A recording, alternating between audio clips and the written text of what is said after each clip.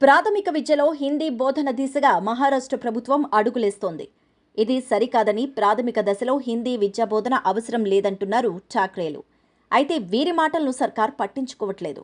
జాతీయ విద్యా విధానంలో భాగంగా మహారాష్ట్రలోనూ హిందీ బోధనను అమలు చేస్తోంది. ఈ పరిణామంపై ఉద్ధవ్ శివసేనలోని అసంతృప్తి వ్యక్తమవుతోంది. మరోవైపు మహారాష్ట్ర నవనిర్మాణ సేన అధ్యక్షులు రాజ్ ఠాక్రే సైతం ఇదే అభిప్రాయంలో ఉన్నారు. దీంతో ఈ ఇద్దరు నేతలు ఇప్పుడు ఉమ్మడిగా పోరాటం చేస్తారా అనే అభిప్రాయాలు కూడా వ్యక్తమవుతున్నాయి.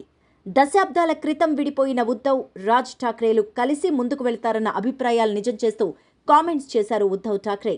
బీజేపీ ఏకనాథ్ షిండే నేతృత్వంలోని శివసేనకు మహారాష్ట్ర నవనిర్మాణ సేన అధినేత రాజ్ ఠాక్రే దూరమైతే ఆయనతో చేతులు కలిపేందుకు సిద్ధమేనని ఉద్ధవ్ ఠాక్రే నాయకత్వంలోని శివసేన ప్రకటించింది.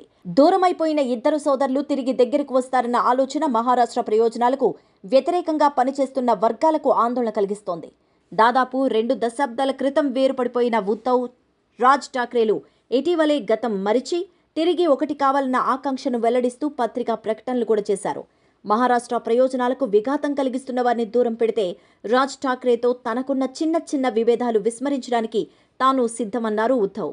మరోవైపు ఉద్ధవ్ ఠాక్రేపై ఏకనాథ్ షిండే నేతృత్వంలోని శివసేన తీవ్ర విమర్శలు చేసింది. ఆయన అభినవ దుర్యోధనుడంటూ పేర్కొంది. బాల్ ఠాక్రే స్థాపించిన పార్టీలో రాజ్ ఠాక్రేను ఆయన ఎదగనివ్వలేదని ఆరోపించింది. శివసేన అధికార ప్రతినిధి ఎంపీ నరేష్ మష్కే మీడియాతో మాట్లాడుతూ ఈ వ్యాఖ్యలు చేశారు.